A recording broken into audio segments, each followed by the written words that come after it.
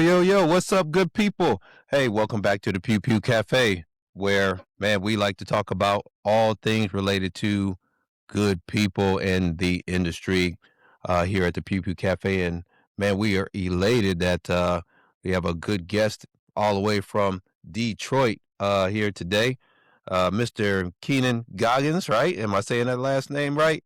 Nah, Keenan Gibbons, but you good. Gibbons. Okay, hey, Gibbons. Hey, Affectionately Gibbons known as Goggins. Hey, KG. you know. You know what I mean?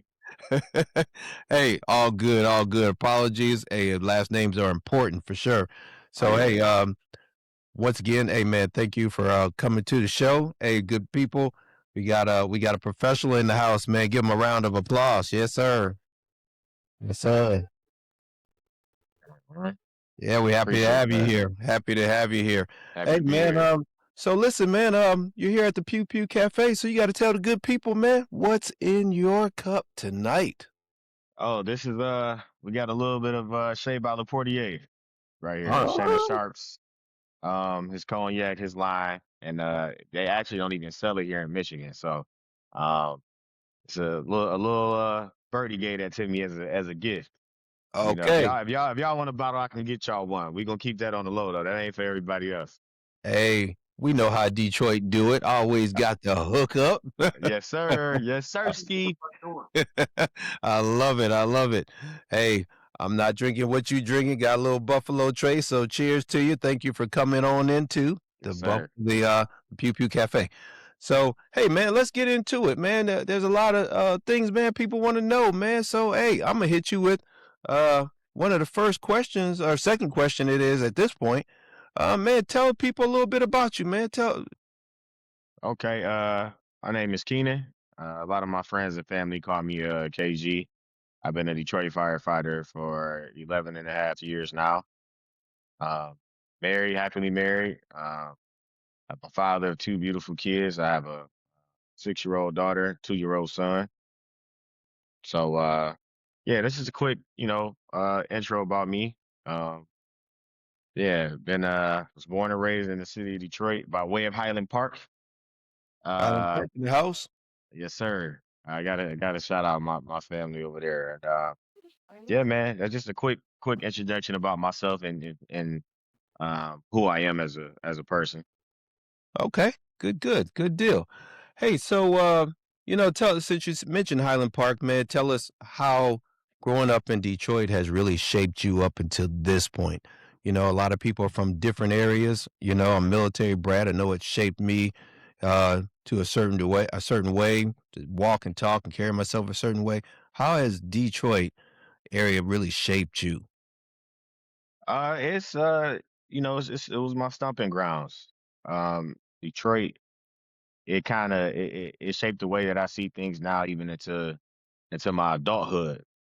Um, it taught me how to handle myself in various situations, right? To keep a level of awareness and alertness.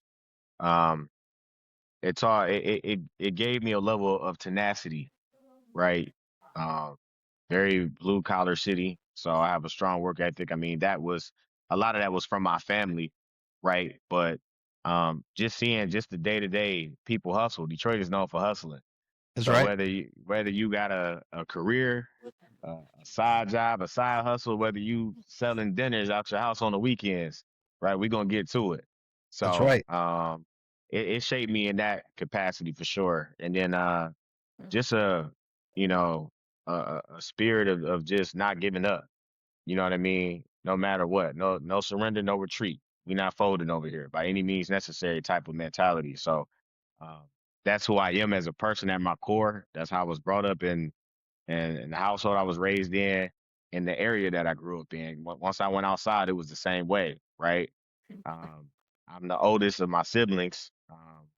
I'm the only child by my mother. So just when I came outside and different school fights and different things that I got into, I had to learn to stand up for myself because wasn't nobody else coming, right?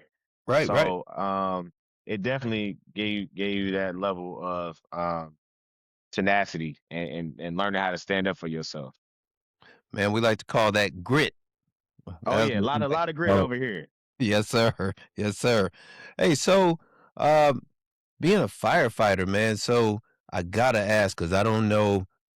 I only think I've only met maybe 2 or 3 brothers and sisters that were firefighters, so tell me that story. That is a interesting story, when I heard that you were a firefighter in the Detroit area. Can you tell me how that all came about, whether it's something you always wanted to do as a kid or what, man? People wanna know. There might be a little Kevin out there, a little Joe out there or whatnot that maybe have that same dream. You don't see too many African American people willing to go into the blaze.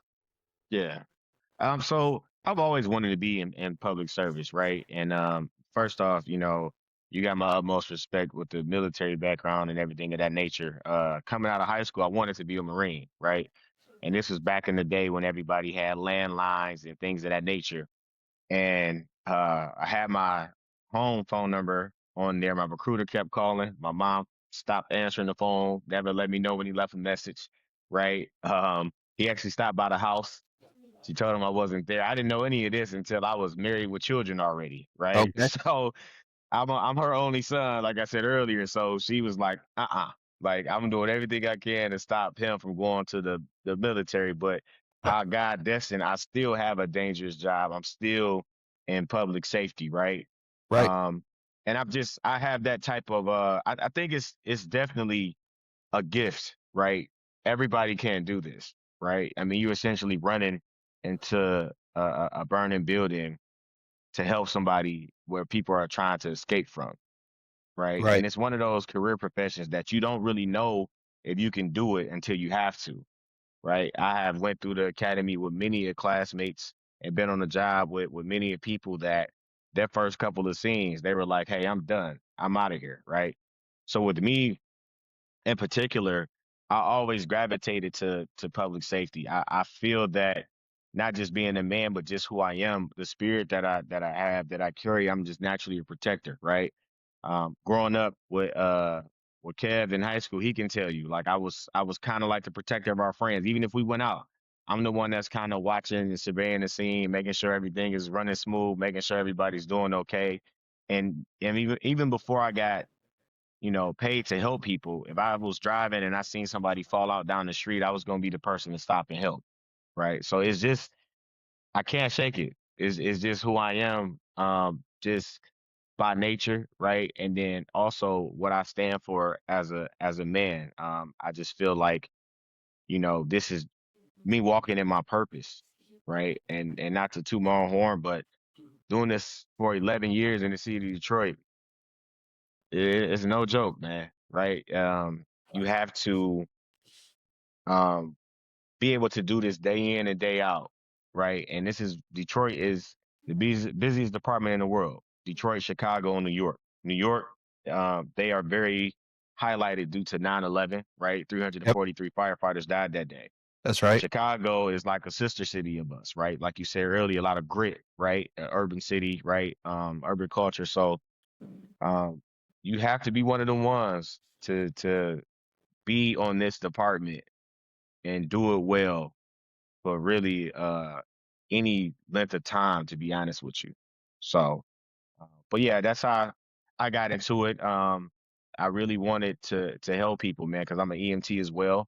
So not only do we fight fires, but I respond to cardiac arrest calls where I might have to do CPR on the individual, shootings, stabbings, unfortunately suicides. So you name it, in 11 years, I pretty much done responded to it. Is that a prerequisite, being a EMT, to be a firefighter? Yeah, so most municipalities want you to have some sort of medical background, right? Most municipalities are fire rescue. Detroit was still kind of like in a dinosaur age, for lack of a better phrase, because when I first got on, it was still just firefighting only, right? But they had to catch up to the rest of society because EMS manpower, there's an extreme lack of it, right? And also, we leave the station in a minute and a half or less. As soon as that Wow. bell goes off, that call goes out. So what our former mayor decided to do was the national average for EMS response time is 7 minutes. At the current time, Detroit's was 14. It was double, right? So what he said was, well, my firefighters leave out in a minute and a half or less. no matter what the call is. So if I get them medically trained, then they can catch up to the national average of EMS response time. Now the difference is we don't transport. We still have to wait on EMS to transport. But if Jane Doe goes into cardiac arrest and she's around the corner from a fire station, right? And EMS is 20 minutes out, where our survival rate has just increased because we're going to respond, render whatever patient care that we can until EMS can arrive to transport.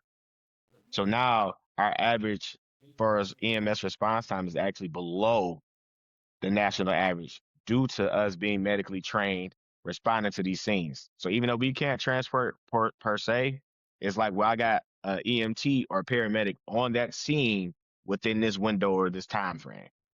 Gotcha.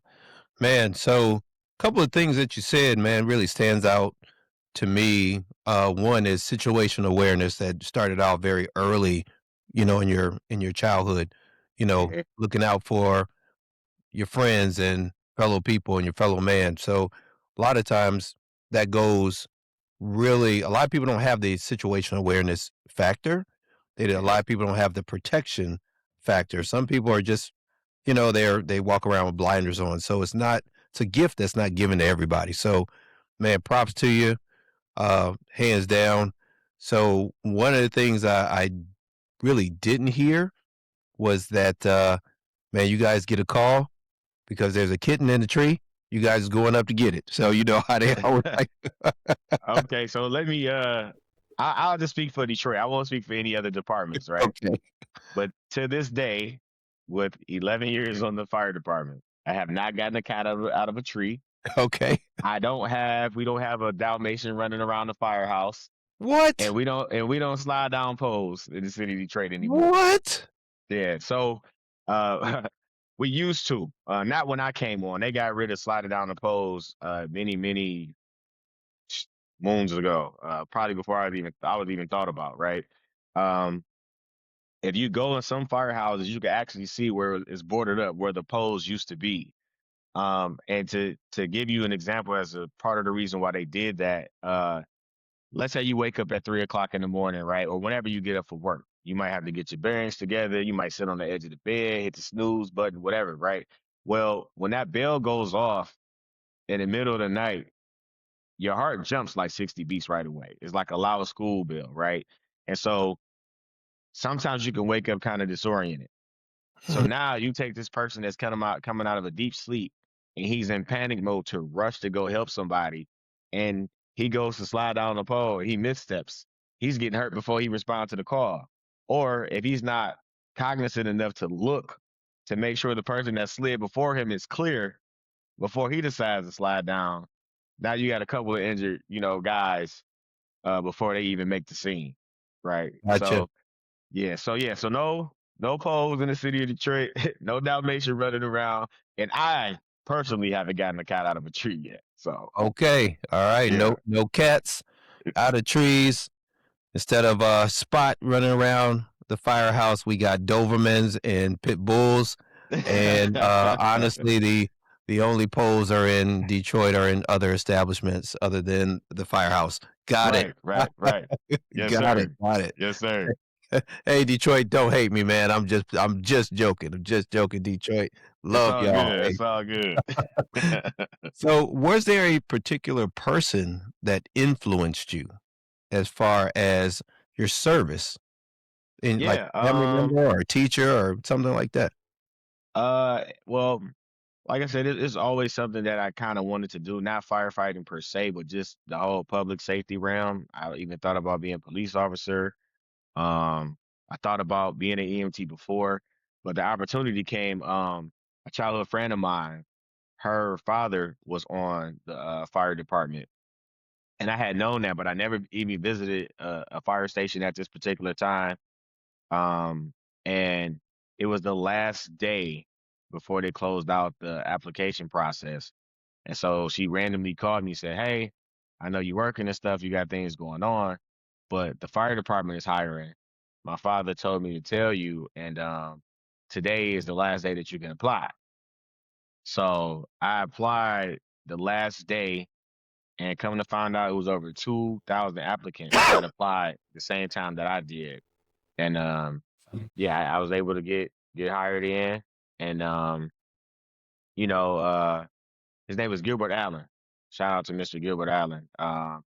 He told me that they were hiring, and I applied and got in. And I also thank him too, um, because he didn't give me any secrets, right? He didn't. I didn't even know what to expect. He just said they're hiring. I think it'd be a good fit for you, and I applied, and now I'm here 11 years later.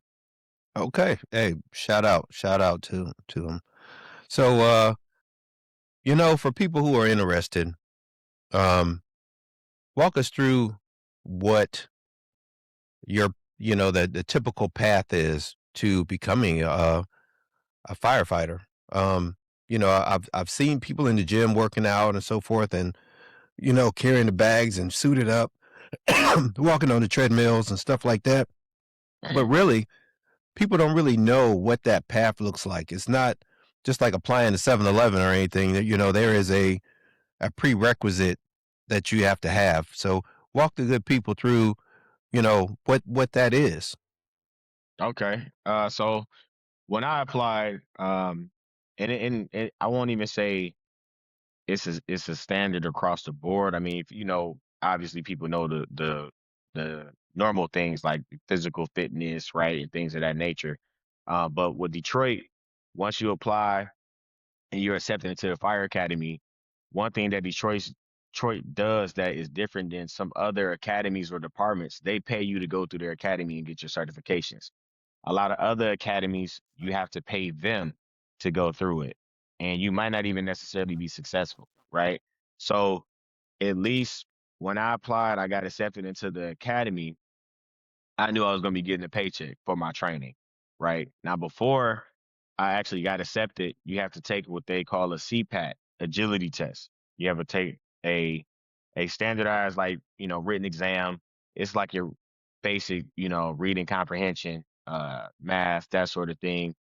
And I had to take an agility test, wearing a 50-pound weight vest. So upon doing my research, I was training and trying to get ready for it. I always been an athlete, always been physical, but I knew that this was going to require a little extra, right?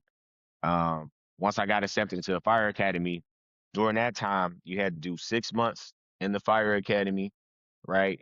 Upon graduation, you graduate, you get into the field, and then you do 6 months what they consider as a trial man, right? Which is also another word for, like, say, sub or rookie, right? Okay. So it's really a year-long process until you're confirmed. Because once you get out the academy, you don't technically have this job yet. You're still considered like an at-will employee. Oh, So it's wow. 6 months in the academy of proving yourself and 6 months in the field of proving yourself, right?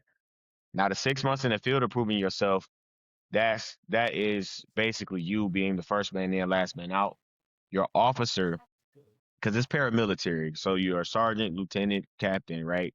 One of those guys will fill out what they call a TFF report, a trial firefighter report. And that report is basically day-to-day activities, right? How well you listen, right, to orders, how well you're performing around the firehouse, as far as, cleaning and daily activities and daily duties, how well you're responding to scenes, right? How well you're understanding and grasping the concept now being in this field, right? If you are growing in this profession from day one where you started to where you might be now within your 6 months in the field. Mhm. Okay, so that's pretty much the process. So like with Detroit police, they graduate the academy, they get their badge and their gun, you're a Detroit police officer. With Detroit Fire Department, you have to prove yourself for another 6 months in the field. Now, once you've proven that, then we have a badge ceremony because now you're considered is confirmation. You've made it. You're here. So Gotcha. it's strenuous. It's strenuous, man. That year process will feel like 10, and then the minute you are confirmed and you have made it, then the times will start flying by. Okay. All right. Well, I'm sure there's people who don't make the cut in that year's Oh yeah, process. And I'm also sure that that last 6-month time frame, you get to see and witness a lot of things, and you, you know, you may not be able to handle it. The things that absolutely. you see. So, man, a shout out to you, and I'm glad you made it through. I mean, honestly, an inspiration. You know, I don't know whether you know that or not, but there are a lot of people who really look up to you and thank you for what you're doing. Um, so one of the other questions that I have for you is what's the toughest part about the training that you would consider you know, from your perspective? The toughest part of the training, I think, honestly, is just the mental aspect of showing up day in and day out, right?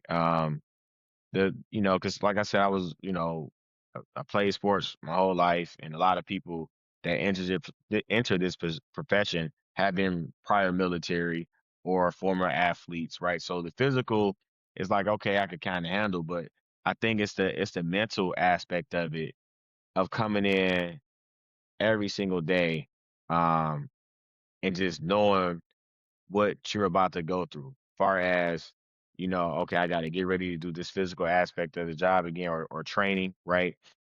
Sometimes it's just the unknown, right? And also learning to adapt on the fly, because a lot of times plan A might not work. So firefighting is a lot of adjusting on the fly. You can come up with a game plan as you should, but you have to be able to think quick on your feet, right? In the event that things don't go well. So they also put you through different, I like to call them just different stressors to see how you will respond, right? So we might go through a particular um training where they black out our mask so you can't see anything, Wow. right? And now they put you in essentially a maze, and you have to kind of find your way out. And you'll be surprised how a lot of people, how they crack and fold under pressure, knowing that this is just training. So if you're doing this in training, what's going to happen if it's the real thing? So any faults that you may have or flaws that you may have, we want to try to correct that now in training, because right now you're in a controlled environment. Once you get into the field, it's totally uncontrolled. We have a thing that we say that no fire is the same, Mm, right? So um, I think that's the toughest aspect of it, is just coming in and knowing you got to walk these days down, day by day by day, and you got people constantly trying to test you, right? Even the EMT portion of it, right? They have different scenarios that they set up, and they'll tell you the scenario is going to go like this, and then they send in, different people to agitate the situation, right? To mm, increase the stress level, right. and seeing how you perform. Like, do you stay in a situation that now has become dangerous? Should you flee the situation? You still have a duty to act to the person that you're caring for, right? So it's a lot of different things that they do to try to prepare you as much as they can. And I'll tell you, Mac, they still, it doesn't still doesn't fully prepare you, because, like I said, once you get out in the field, it's totally, it's uncontrolled. So I think just the mental aspect of coming in day to day and just trying to, learn how to adjust on the fly and not knowing what they're going to throw at you. Well, so what was the moment that your real moment, the moment that you was like, "Hey, this is real." Like, what was that first situation that had you really questioning your decision because of what you were experiencing or seeing? Okay, it's actually been a few. It wasn't like I had one that got through it like, yeah, I'm made for this. Okay. You the scenes, they vary. So I remember, so when you're a trial man or a rookie, um, you're first man in, last man out, but your officer is essentially attached to your hip. You're kind of like a toddler, right? So this is a new guy. I had to stick with this guy because he doesn't know what he's doing. I don't know the heart or the will that he has, right? So, or he could just be so gun ho that he's reckless. So they're gonna stick with you every step of the way. Well, there's one particular scene that I had. We caught a fire. I'm advancing the hose line, and the family, it was already outside, and they started screaming, saying their brother was in the back room. So I already started knocking down the fire on the first floor. Fire is hot, man. It's extremely hot. To let you know how hot it is, just a sidebar. With people that passed away, 9/11 civilians, you had people jumping from like the 50th floor Right. just because the heat was that intense, right? So that just keep that into to your your perspective and your mindset. So when they said this, they couldn't advance through the front door with me because it was too much fire. So they had to leave me. They went outside, went around the house, and they jumped in through the back window, right, to reach the civilian that was trapped. But in this moment, up until this point, I'm so used to somebody always being attached to my hip the whole time, guiding me, right? They're playing puppet master. I'm doing Yep. the work, but they're telling me step by step. Well, now I'm essentially by myself just for a few moments because we were the first arriving company and they need manpower to grab this unconscious civilian out the back before he, perishes. So as I'm knocking down the fire and I keep advancing and how hot it is, how dark it is, it dawned on me, you're by yourself, dude. Oh, wow. And so now I have to make a decision. Since I know I'm by myself for a second, do I just bail and leave and wait for help, or do I keep going, right? And then I'm also thinking about those guys. Just because some a civilian is trapped, it doesn't mean that we won't be. Right. So Yeah. this is our line of defense. Water is our weapon, right? So I'm also conscious of, well, what if something happens to them? What if they go down? Your I, teammate. I, yeah, I can't leave.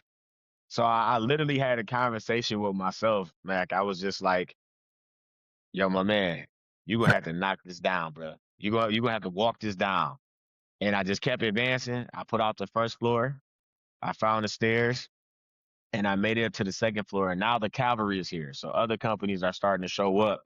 Um, and I remember he's a captain now, but he was a senior firefighter at the time, a guy by the name of Ron Mitchell. I was trying to make the turn upstairs, and I couldn't. I'm like, every time I tried to go, man, I mean, it was probably about 800 degrees. And Wow. I'm like, I cannot make this turn. And so Ryan Mitchell was behind me, and I just remember hearing this voice. He goes, "Kids, you good?" I'm like, "I can't make this turn, sir." He's like, "Yes, you can. Here's what we about to do." And he just gave me steps, right? And I was able to knock it down, right? But I was also surprised with myself that for that whole duration of that whole first floor being on fire, I was able to put that out, right? As they were grabbing the civilian who ended up surviving. Nice. Um, so that was one incident. Another incident. I don't know if I ever shared this with your producer Kev, but um, I had a guy. He was trapped in a car fire. It was two guys trapped in a car fire. Um, when we pulled up, one guy he was already deceased. The seat belt, the buckle mechanism had melted, so he couldn't get out. The driver was hanging out the side window. I hop out. The whole engine compartment is rolling into the dash, into the front of the car. He's hanging halfway out the window. I run up and I go to grab him. When I go to grab him, I pull and my grip slip. I got nothing but skin and flesh all over my gear. Mm. I hook under his shoulders. I pull him out the window, probably from his shins all the way down to his feet was like just flesh and bone from just burning. Um, I roll him over and I started doing CPR on this guy to the point that the medics had to stop me. I kind of like just blacked out, right? Up until this point, uh, the scenes I responded to, like people were pretty much, if they passed away, they were already too far gone, right? Or it was a situation like I just mentioned in the previous story where somebody was trapped, but they went and grabbed the guy as I was doing other things. And that's another thing. Everybody has a job to do. So you can't be too ego driven. So I want to be a hero, right? I want to be able to save the guy. Well, somebody still got to put the fire out. So Right. this is your job in this moment. So this particular scene, I had direct hands and somebody clinging to life. And When I pulled him out, I started doing CPR, and I just want this guy to make it so bad that the medics had to stop me, which I didn't know that he was already gone, right? So the impact from the crash thrown him halfway out the window. That wasn't him trying to get out. Oh, But in the okay. heat of the moment, I don't know it, right? So I mean, not to get too graphic on your show, but it was, brain matter on the back. So he was already gone. But Right. I didn't know that. And so once I looked down at myself and I seen flesh and skin all over my gear, which I had to put in the biohazard bag and get another set of gear, I had a deer in headlight look, right? Mhm. And this is why we call it a brotherhood and why it's so important to have senior firefighters and senior personnel with you because they know these moments are coming, right? And kind of like a big brother or a father, right? They're here to help guide you through these tough moments because they already experienced it. And a guy by the name of Lieutenant McMurtry, he was a senior firefighter at the time as well. He pulled me to the side and he told me, he said, first off, I want you to know that we're proud of you. And that meant a lot, right? Because, firefighting is a lot of bravado, right? And macho, machismo that comes with the job. But this was a level of sincerity up until this point that I haven't met or encountered, right? And he told me, first off, we're proud of you. He said, because in the heat of the moment, you did what you were supposed to do, right? And he said, we also noticed you got that deer in headlight look. It's easier said than done, but we don't want you to take this home. And the best way he explained it to me that I still carry to this day, and which I help explain to newer guys, right? Because now I'm a senior firefighter. He told me we have a job and the Grim Reaper has a job. Sometimes he win, sometimes we win. But we get out there and we do this tug of war every day because we might get another W. So the way he explained that to me, that put things into perspective. It was like, we're here to only help. You didn't cause this. Right. You're here to try to intervene, right? And then also, my mother-in-law, she also told me too. She was like, "Son-in-law, this this is your ministry, right? Kind of like a pastor in a pulpit that provides hope. You're trying to give hope to people on some of the worst days of their lives, right? And so that's also the the mindset that I had that this is also like a ministry because on people's worst moment of their lives, you're there to try to provide some sort of aid. And you see the hope that people have when they see that rig and those flashing lights pull up, right? No, that's So, that's right. And, I'm glad you said that because God didn't call everybody to do this job. He called a absolutely. select few, you know?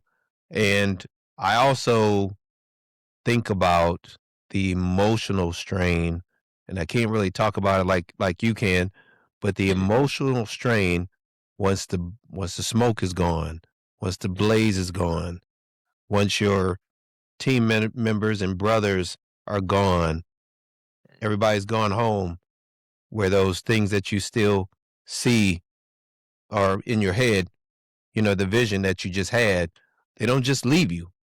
So, Hmm. um, for the people who don't know about that, can you elaborate a little more? Oh yeah, absolutely. That's the thing. Like, they say, well, don't take this home, but eventually these two worlds are going to collide, your professional and your personal, because, which I did mention earlier, in the city of Detroit, at least 2 days out the week, you're living at the firehouse. Right. It's 24-hour shifts, so you sleeping there and you're eating there and everything else, and so you get to know people on a whole different level. But a lot of times, once, like you said, the smoke clears, the adrenaline stops and you find yourself sometimes in a quiet place, right? These thoughts, um, they plague your mind. Um, they definitely plague your mind. And in my situation, I'm a husband, I'm a father. So when I get off, I have to be a husband, I have to be a dad, I have to interact with my kids, right? And if you don't have any stress relievers, it can really become a huge problem, right? And it'll also start to feel like a burden. And it'll start to feel like that because you'll be battling with, okay, I really want to help people. And yeah, I've had scenes where I've actually helped extend birthdays and holidays, right? for somebody and their loved one because of, you know, my skill set and God having me at the right place in the right time, but also the way that you carry when somebody perishes, right? And somebody passes away in your arms. It's tough to now come home and I got to be the silly dad that I am and sit down and try to help do homework and see how my wife's day was, Yep. right? And so a lot of guys don't know how to find stress relievers or express themselves enough to where they have what you have a release. Um, and I feel like you need to have a few stress relievers. Some guys it might be going to the gym. Some guys it might be a cigar. I'm a cigar connoisseur, right? It might be you know talking about it to somebody, right? Um, talking to another brother or talking to your spouse or talking to a therapist. The main thing is you don't want to just keep telling yourself, "No, I'm good. I'm good. I'm gonna just shake it off." You get a dead child. You see hearing a mother grieve over a lost child or their spouse. That's piercing, man. Um, that's not normal, right? Most of the Facts. most of the calls that we respond to, this is somebody's first, second, maybe third time having something this traumatic, and I'm living this day by day just to put food on the table, Right. right? So it's tough. And a guy by the name of Dave Harnell used to say, I wish my mind can forget what my eyes have seen. Mm, that's Um, deep. That's deep. absolutely. It's a lot of pain and hurt behind these eyes, but at the same time, you also feel like this is part of my cross to bear because I feel like this is part of my purpose. So yeah, it could definitely severely damage you. And one thing I do want to mention with this particular question, real quick, is that you're what I'm still not prepared for. You don't prepare for the amount of coworkers that you may lose due to suicide, right? Firefighting is number one in cancer rates, right? It's another phrase which is unfortunate, but they say you want to cut 10 years off your life, become a firefighter, Wow. right?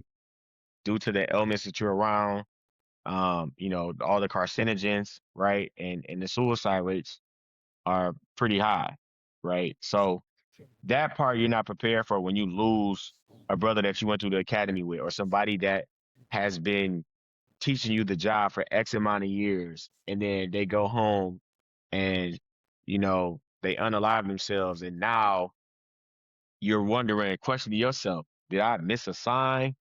We were just here laughing, talking this morning, right? So it's a lot that come with it, man, that you don't know until you're in it. And even if I tell you, you won't know until you experience it. No, I get it. Man, just hearing about it in general, I couldn't fathom what firefighters go through. You know, Mhm. it's different than what they see on what people see on TV. They watch different shows and they think it's, oh man, all these dudes, they get to eat good, they get to cook in the firehouse, they got the dog named Spot. They Right. go in and save, the husband or the wife upstairs, and all this other stuff. And they come in with little spritzer bottles and make everything all good. That is not a true deal at all, man. And so, Other than the eating good part, that's it. man, hey, y'all eat like some kings, man. I ain't even going, man. There's a guy here, and I'm not mentioning his name. He's a good dude, and I see his battle with his weight because, Mhm. but the crazy part is I'm always seeing him in the grocery store with like two baskets and stuff. I'm like, man, Yeah, if I ever get hungry, I know where I'm going. They got the best food. absolutely. Like, going to no restaurant. Now some departments they have, I guess the city might provide that, but here in Detroit, we call it child. Here in Detroit, we pay for our own child. So we designate a cook for the day. And we all ante up. Okay, here's the money. He, creates a menu and he cooks 2 meals that day. So, Okay. yeah, you do have to watch your weight, man. You have to, especially you run at a slower house. Fortunately for me, I love running at busy companies. I feel like even though it's a lot that comes with it, a lot of trauma, a lot of sleep deprivation, it keeps me sharp, right? So and then Kev done worked out with me, plenty of times before. I try to be cognizant of my weight for sure. I also feel like with certain jobs you got to look the part. So Absolutely. if I say I'm a barber and my line is crooked, you're gonna I ain't sitting in your chair, cuz. I'm not exactly. sitting in your chair. Exactly. I'm Exactly. going to the next guy. Oh yeah, for sure. As you should. So, man, one of the things that and I'm just telling you how my brain works, right? Yeah. So, picture this, you just got done putting out a fire, okay? Mhm. No one got hurt, anything else, but you went in, you and your teammates, fire's out, job is done. Go back to the firehouse. How long does it take to get that smoke up off out of your skin pores, out of your nose, nostrils, I mean, I've been barbecuing before where like, I gotta like, wash the beard and everything else and get that smell up off me because it just drives me insane. I love cooking, but Yeah. you know, like, but it doesn't smell like a burning house or burning apartment or anything like that. So, Mm. you know, my thought process is it's got to take a while to get that off. Like you're always going to smell that fire. Oh, absolutely. So that's why one of the things you want to do after a fire, right, is decon.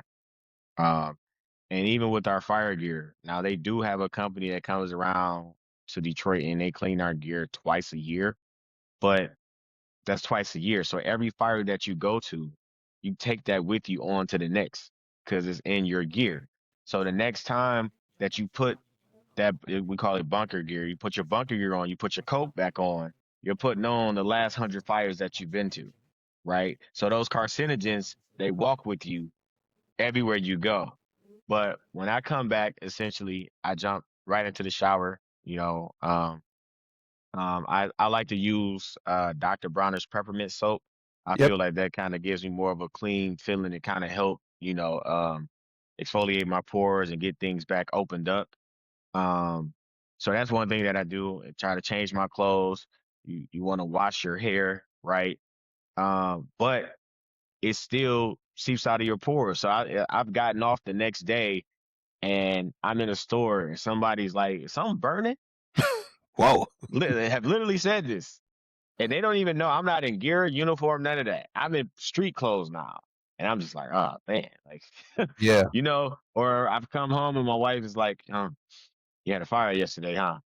She gets like, I showered, but she gets still it's still off gassing, Yeah. right? Yeah. Yeah. So, how long per se, it's actually tough to say, Mac. I don't know if there's like a real scientific study, but until I would say I stopped smelling it, maybe a couple of days. You might still even, be blowing, black soot out of your nose, depending on, you know what I mean? 2 Yep. days later. I've had car fires and I've had a headache for almost 3 days because the things it's not just wood burning anymore. You got all these different chemicals and carcinogens and they're mixing, right? And the materials that they're using now is not that of old, right? It might Right. look better and newer, but a lot of it's cheaper, right? And it's so many chemicals now, man. It's really tough to say. I got you. So, what is one of the biggest misconceptions about a grease fire? A grease fire? Correct. Um, a misconception about a grease fire? Yeah, a lot of people say, "Hey, man, just throw some salt on it, you good." Some people like throw water on it, which I know you're not supposed to do, but there's a lot of things young people don't know what to do with a grease fire. Please, please don't throw water on a grease fire. It's going to Say it react and loud you're for the going to have people a in the back, please. please do not throw water on a grease fire. There you go. What you essentially wanna try to get, if you can get it at like your local hardware store. Is a Class K extinguisher, right? A Class K is specifically for kitchen, right? So anything within that kitchen, any products that you may use and that could become flammable, right? You want to use that type of extinguisher. I know a lot of people panic and they will just grab water because they see flames, but you have to be aware of what you're doing and what you're using, right? Because like, you and I both know grease is reactive to water, right? So Right. it's not gonna mix well. So yeah, I would try to, have a class K extinguisher if you can. Some people have used like flour or baking soda, but I wouldn't use salt. I wouldn't, and I for sure would not use water. Please. Okay. Gotcha, gotcha. Well, man, this is the Pew Pew Cafe. So, my next question, man, is, we go down the road of firearms responsibility and being a first responder, the first responder perspective. So, as a firefighter and first responder, how did you become interested in being a firearms owner? Is it more so just being a dad or growing up in Detroit? I don't want to put words in your mouth, man, but the people need to know. Yeah. So yeah, I mean definitely growing up in the city of Detroit was a huge influence. And then, my father owned the weapons, my cousins owned the weapons. It's one of those things too that you want to be able to physically defend yourself, but everybody not showing up to fight, right? Everybody's not showing up to fight. Facts. So you definitely want to have other tools, right, in your repertoire to be able to defend yourself if a threat comes, right? Even my alarm system at my house is a tool, right, that I use to try to help protect me or my family, right, to alert me if there is a threat. Um, so I think also just being like my father had me around guns early, like I mean really young. I think probably the youngest that he started introducing me to firearms is probably like 8 or 9, right? And that's one of the things too that I'm gonna teach to my kids around that time, introduce them to it because like I know, Mac, that a lot of times it's it's it's a level of infatuation, right? If you tell a child, hey, don't touch that, stay away from that, this is dangerous. Well, next thing you want to know is why. Right. What's so You're bad about curious. this? Yep. Yeah. Or if they go and have a sleepover at a friend's house and you don't know if that child has access to their family's weapons or what have you, right? So I think just kind of just growing up around them, being around it. And Detroit has, they kind of bounce around within the top 5 murder, capitals in the nation, right? So I think just growing up, knowing that and being around certain things and really being around pretty much everyone that owned firearms, um, it intrigued me, and I just took a liking to them at an early age. And then just wanting to learn about it. It's not just like the fact of it just being like intriguing, but also like this is serious, right? This is something serious. So let me learn all about this that I can, right? From the dangers of it, right? Mishaps that can happen, right? How to clean it, right? Because I don't want anything to malfunction under pressure. Um, so I think that sparked my interest because if I'm going to carry something that could be a danger to anybody else or even myself included, I want to be able to operate this thing and know all that I can about it since I'm going to be carrying it on my person. So No, good answer. The one thing that I was curious about, and I'm always curious, anytime I talk to anybody who lives in a major city versus someone who lives in the outskirts of, Florida or Texas or some, Virginia or whatever. In the city, so how has the being in the city changed your perspective on firearm culture and actually being a father and a husband? how does it change my perspective on it? Yeah, in the city, did Detroit mold you to always be on your P's and Q's where that, Mm. hey, I ain't getting caught slipping, Oh so yeah, for yeah, yeah. sure. Yeah, for sure. I think with that, you I mean, anybody can get caught slipping, right? Nobody is always 100% on par. You try to be, but I think to think that you're invincible or that it can't happen to you, that's your first mistake, Facts. right? So just growing up in the city, I always tried to operate on the means of like, okay, I'm here. I need to see my surroundings, any escape routes, anybody that looked like they could pose a threat, right? Even people just walking up asking for change. I'm always kind of guarded, right? So with trying to be on your P's and Q's and having situational awareness, now when it comes down to being a father and a husband, it's like times 10, right? So even with my home, when I got my alarm system installed, the first thing I did with my house, I said, well, if I was a criminal, how would I try to get in here? Right? What do I feel is the weakest point of this house? Right? And so I made sure that I try to set up parameters to have things in place, right? So I can stop that. So even when it comes down to gun ownership, even once I leave the house, I always have one on my person, but I also have other weapons here. So, even with my safe that I have, right? It's a biometric safe. It's called Billencock, and it saves up to 20 fingerprints. It's a two pistol safe. I have my fingerprint saved and my wife's fingerprint saved. Right? It has a backup key, and you can also punch in a code to unlock the safe. So I always have something here when I'm away.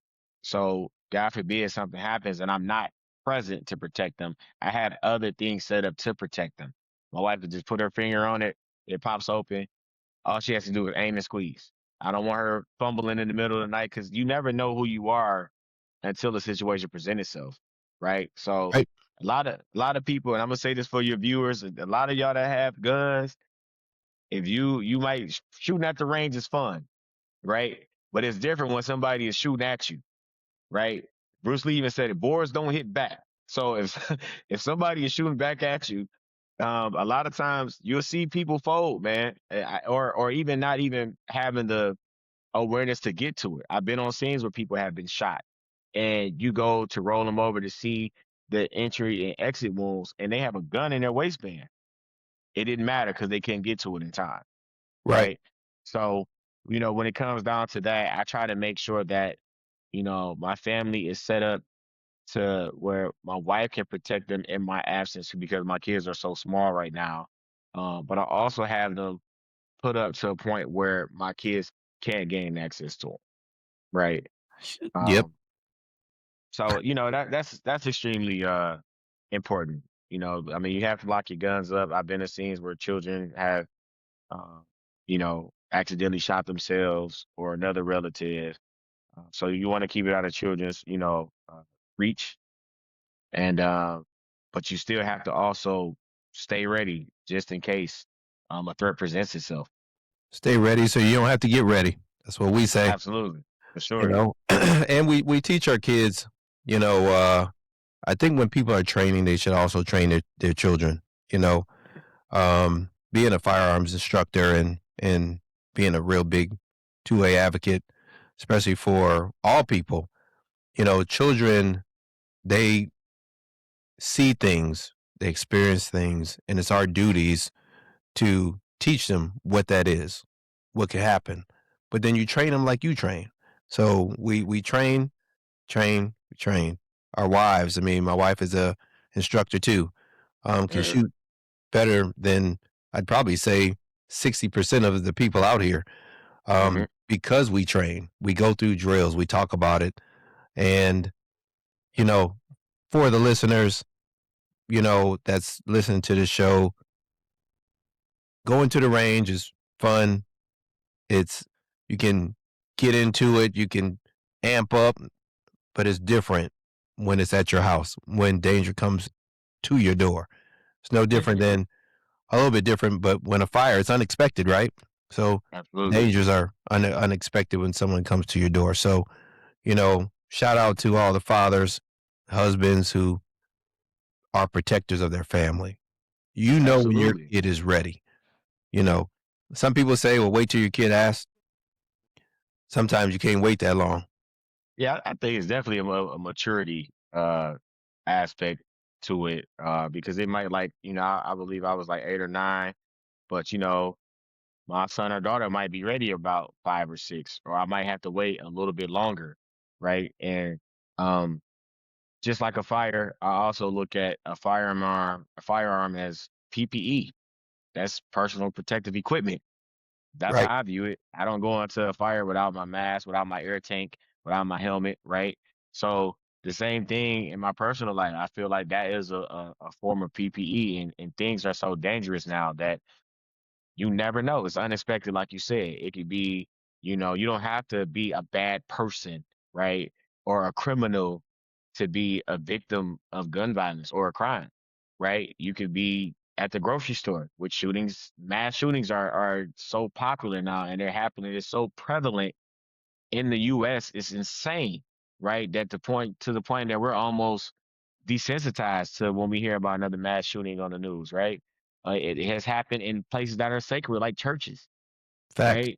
right? So you never know. It could be a movie theater, a movie premiere, right? So it's it's a lot of people that are unstable that are out here wreaking havoc, and you know, I hope I'm never around it when that happens, but if so, Lord willing, I'll be prepared for it, and hopefully I can neutralize the situation, because I know that these things are out here. You can't be delusional to think that, or in la la land, or just think you're just in this bubble where things can't happen to you, man, or things can't happen at all.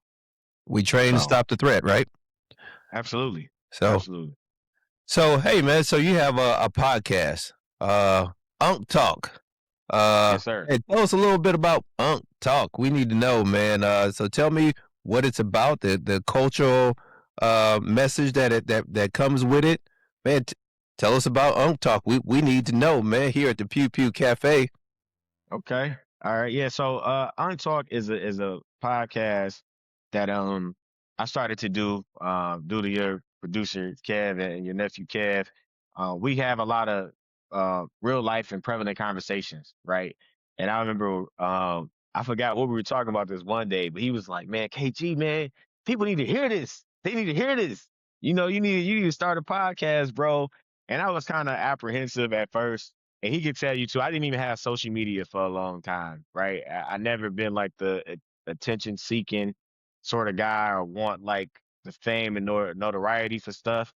But when we have personal conversations and stuff, I think people do gravitate to me, and I may say things that may provoke thought, right, and just shape, um, give you a different perspective and way of looking at things.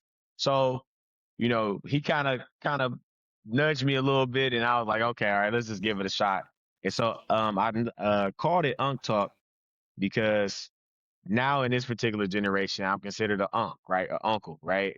I'm only about to be 37, but to this generation, I'm unk. And I also call it that because a lot of conversations that I had in my youth, when I was a young, super young man, as far as like adolescent, essentially, teenager, right? Preteen, I had a lot of prevalent conversations with my uncles, right?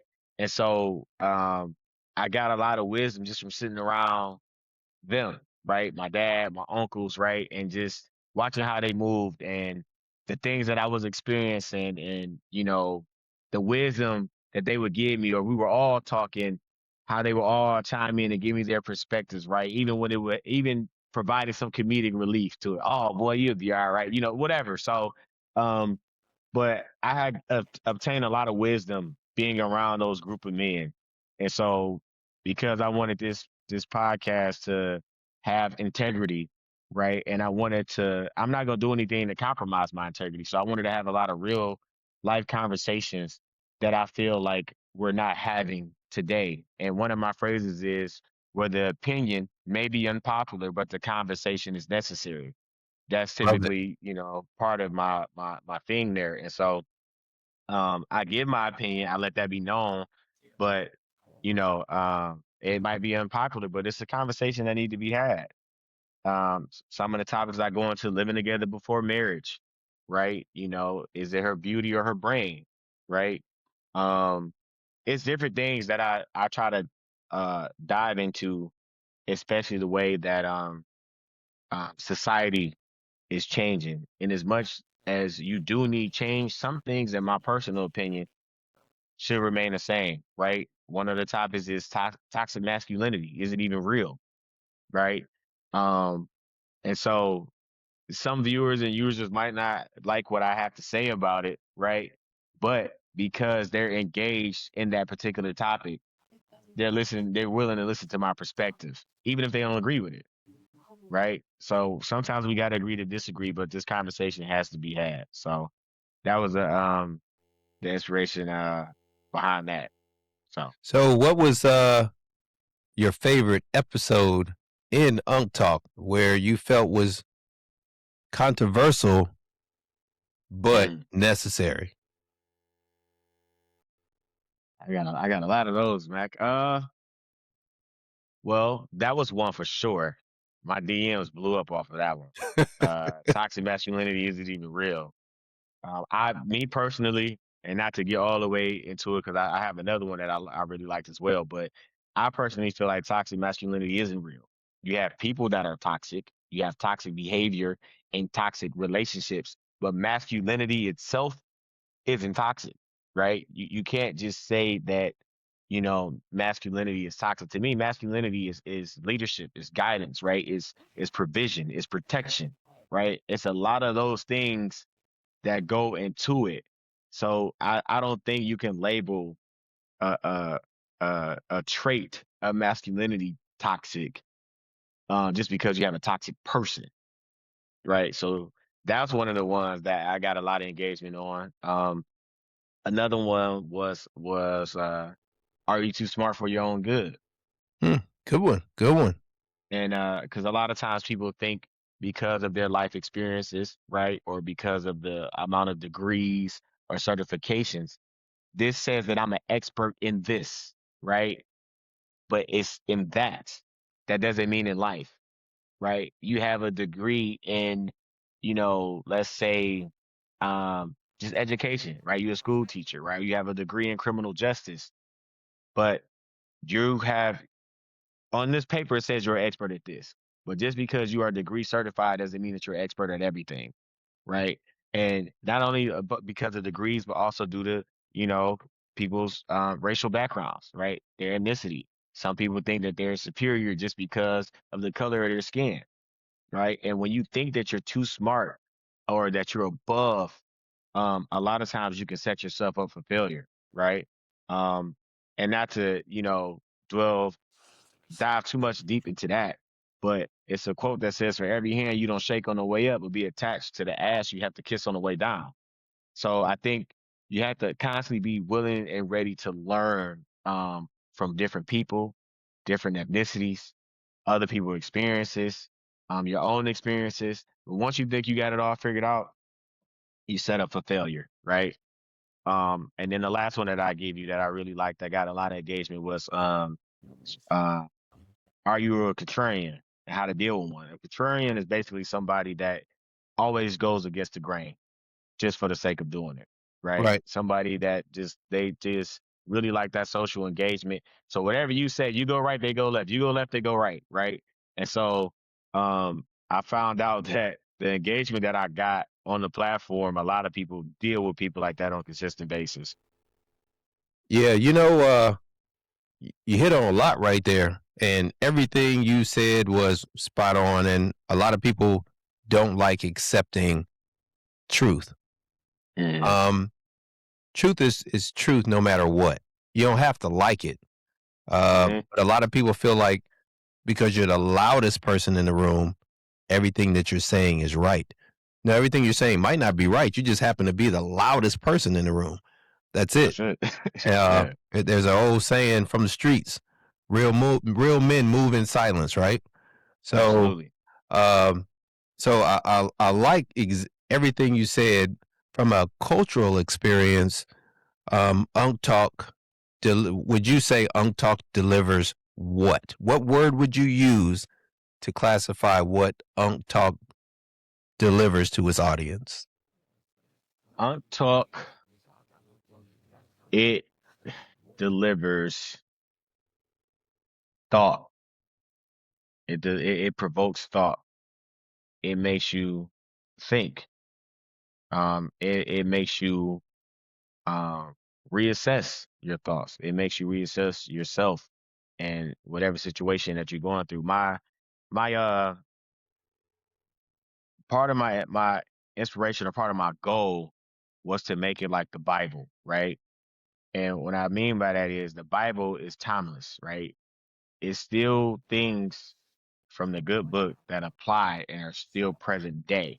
So 100 years from now, when I'm long gone and somebody stumbles across this podcast on YouTube or what have you, I want it to still be able to apply in present day because everybody's going to go through a breakup. Somebody's going to contemplate living together before marriage, right? Somebody is going to call another person toxic, right? Somebody's going to be a contrarian. Somebody's going to think they're too smart for their own good, right?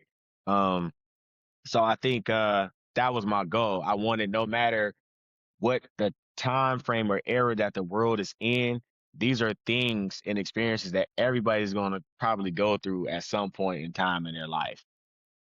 So I think Untalk provides thought, man, to make you think and make you reassess yourself and even your own ideas and opinions. I like it. I like it. Hey, listeners, go to Talk. Yeah, Lot man, go to take check that in. out. Yeah, got to check it out, man. So, how have your experience in public service changed the way you view today's social debates and you know with what's going on? Uh, it's a lot that's changing. It makes you question your own mortality, right? Because even though I'm still young, right? But at the same time, I'm getting older, right? So this is firefighting is considered a young man's game.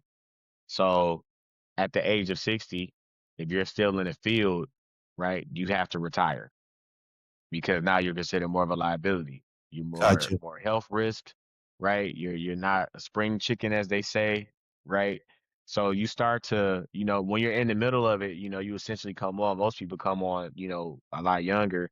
You can start at 18. I came on at 25 and I'm still active and I'm still doing different things. And at that particular time, I wasn't a husband or a father. So as your life changes, you start to look at things a little differently and it's like, okay, what I'm going to do after this, right? Or watching the news, you're seeing things that's going on, with the mass shootings, and then you might have to have a triage situation, or just conversations we have around the dinner table about politics, right? And that's a tough part of it too, working with people that have different views and opinions, and you're like, I got to risk my life with this guy, Yeah. right? So that that can be challenging, right? But you just try to set everything aside, man. Because no matter what your personal view is, I'ma still do what I can to help you return home to your family and help save some lives, right? Everyone that we can, right? It could be somebody that's a racist. I'm still gonna try to save you, man. I might I hear you. agree with you. You know what I mean? I might save you, and once I save you, I might punch you in your face. But but this is who I am. It's non-biased, no matter what your ethnicity is, your political views, racial views. Um, I'm here to save any and everybody. When a call comes out, all I have is an address. That's why they call it So public service, man. It's you might not have to like it, but you have a duty and an obligation to protect the public, even when they do some not so smart things. crazy stuff. Yeah, and that's Yeah, and yeah, that's yeah. tough too, Mac. Not to get all the way into it, but you know, it's like certain political views that prominent figures display. And sometimes I think to myself, like, man, I would have to save this guy if something happened to him. Right. You know what I mean? And you feel like he's wreaking havoc or she is wreaking havoc across the world, across the masses, right? But once again, you're non-biased, man. You have to do just like, being in the military, you fought for people to have these views and opinions, to have these rights to voice and have free speech, even if you don't like it, right? So, you know, that comes with it. So that I mean, it makes you question things, it makes you look at things with a side eye sometimes, but it doesn't change who I am in the job that I do. One of the things that I see in today's society is that you have a lot of people who huff, who have a lot of opinion, but Hmm. they're just people over there. They're not the people who are first to the fight, who are first to the fire, first people to run in. They are Hmm. real people out here that are protectors. And so when these huff people see certain things in the media that's going on and they should have did this, they should have did that. Why did you run in there? The building was already on blaze and it was getting ready to fall down. Why did they run in? You know, they don't get where some people are just cut different. They come from Yeah, a different breed. They come from a different value on life. Where, like you said, you'll run in. Where I might be like, I don't know about that. Yeah. mm, It's kind of hot. 800 degrees. Woo. That's too much for a brother. I'm a right, right, tropical brother, but I ain't that tropical. Okay. right, right. you know, some people they don't get that side of it, right? So, Yeah, I'm thankful for you know police officers, firefighters, EMTs, you name it. And going through certain trainings that I've been through, I it made me realize that there are people who they're born with it. It's in their DNA that they are yeah, protectors of people. You're gonna always hmm, find people who are just the opposite, right? So, yeah. um, I'm thankful and grateful for people like yourself, and man, I'm gonna tell you, here at the Pew Pew Cafe, man, we're glad to have you for sure. So couple more questions, man. I know I've been uh taking up your time and everything else, but hey, I am grateful that you're here because a lot of people need to hear this side of it. They see stuff on uh TV and it ain't Yeah. This nowhere. ain't Hollywood. It's not Hollywood, man. So like one of the things what is something that you've seen in Hollywood that you are like, yeah, that ain't real. Okay, so some of your viewers may get mad at me, but Hey, they'll be all right. Tell them to have a drink and watch the next episode too. right, right, right. We learning today. It's Chicago Fire, man. Chicago Fire.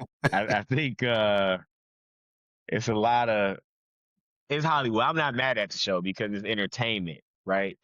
Um, and then they have, they highlight the characters' personal lives and it's, the whole storyline. But, you know, a lot of these scenes that they had, it just the people that really do this, it's so unrealistic at times, right? Even it being in the fire and they're being able to see each other. A lot of times, look, man, you in the fire, you can't even see your hand in front of your face Wow. most times, right? Because it's pitch black, depending on what's burning, right? And it's black smoke, right? And it's hard to hear. You can't just hear the person next to you, let alone see them all the time. Oh wow. So a lot of it, you rely on other senses, right, to try to go off of feelings, right, and literally feeling, right. Um, and it to me, I've only watched a couple episodes because I couldn't take it, but it seemed like everybody just make it, right? Like everybody just makes it and survives, right? That's I it. literally had a fire where somebody was like, "They didn't have to do it on Chicago Fire," and I just looked at him like, "Man, if you don't shut up and get back in your house," you know what I mean? But it's like, but it's entertainment, man. And people don't know it, and it's crazy because, um, just like I've done it. I'm sure you can being a sports fan, and Mac, I don't know how big of a sports fan you are, but we watch the game. We like you in the corner, just throwing the ball, right? It's like but we're sitting on our couches, That's right. That's right. and the professionals are like, it ain't that easy, bruh. You know It's what I that mean? easy on Madden. It's that easy Yeah, on Madden. I did it a right. couple times on Madden. It Exactly. is. Right. Or just like, Kev, I'm a big boxing fan, right? It's easy to say how to stick and move until you get in there. You like, I'm still feeling this left hook from 2 rounds ago, Right, right? right. So, but people are gonna be people, man. That's who they are, man. But yeah, Chicago Fire is a big, it's a big Hollywood production, when Hey, it Fire comes to Country is music. real. No, I'm just kidding. Right, right, right. So, hey man, I'm glad you said that though. No, that's what's up. That's what's up. Yeah. So, hey, in closing, man, because I know I've taken up a lot of your time. And I I probably took up too much, talking too much, no, getting no, in no, my no, head. no, no. Hey, 100% grateful, and honestly, our conversation is really going to touch and move people, and also enlighten them on a lot of stuff they don't know. You don't know what you Mm, don't know until you know it, right? So absolutely. a lot of times, and I had a skewed vision on Detroit, seeing a lot of stuff on the silver screen, most Hmm. recently, props to Fifth and BMF, you know, Yeah. I didn't know the old Detroit, you know what I'm saying? The old D, Right, now I right, know, right. right? So I just thought they was handing out revolvers at, the 7-Elevens, bro, that's just Right. all you had to do, you know? Right. So Say you go to the Coney Island, you get a pistol through the drive-through. Nah. that's it, right? That's right. So I didn't think nobody was doing any training or anything like that. But no, I do know that there is a NAGA chapter there in Detroit, and they have Queens of Defense and things like that there. They have some Hmm. great stores, the 511 stores there that I've Yeah. frequented a lot. So, man, it just gives me a different perspective now on Detroit firefighters. And I'm grateful for you being on the show. And you're always welcome at a seat at the bar at the Pew Pew Cafe. The doors are always open to you, man. And Oh man, I so, appreciate that. man, I'm hoping that the audience, man, is happy to have you, and hopefully they got something from what we were talking about, man. So yeah, thank you for being Oh on man, here for sure. I appreciate that, Sure. man. I really do. Thanks for having me, man, and giving me the opportunity to kind of dive into some of these stories and hopefully change some misperceptions of what this is and what it is that we do, and hopefully it was able to enlighten some people on the things that we deal with, because oftentimes we kind of feel like nobody cares, right? So I appreciate the opportunity and you giving me the chance to speak today. You know. No, man. Hey, the honor and pleasure is mine. Where I'm hoping that maybe one day, uh, you know, a young person sees or hears this and feels like, man, this is what I'm born to do. Just from hearing Absolutely. your story, that's very important, man. So I know it ain't gonna be me. I'm not, you know, I'm just gonna keep it a buck. Not me. Right, right, right. I would be first to the fight in a gunfight. I'm about that life. In terms of protecting somebody. But when you talk about heat and flames and stuff like that, yeah, no, not me, man. Nope, nope. I don't like the cold too, so so I'm even kill. I'm a Yeah, tropical brother, but it's like I I'm got I'm, you. I'm on the struggle right now because I'm in Michigan too. Yeah, But yeah, real talk. No, hands down, props to the Detroit firefighters. Keep doing what you do. Keep saving lives. yes, Keep being sir. the first in, last out, making sure everybody is safe and whatnot. So, hey, shout out to you, sir. So Hey, thank right you back once to you, again. man. Thank you, man. Thank Appreciate you. you. Well, thank you for coming on in the Pew Pew Cafe. Yes, sir. Peace.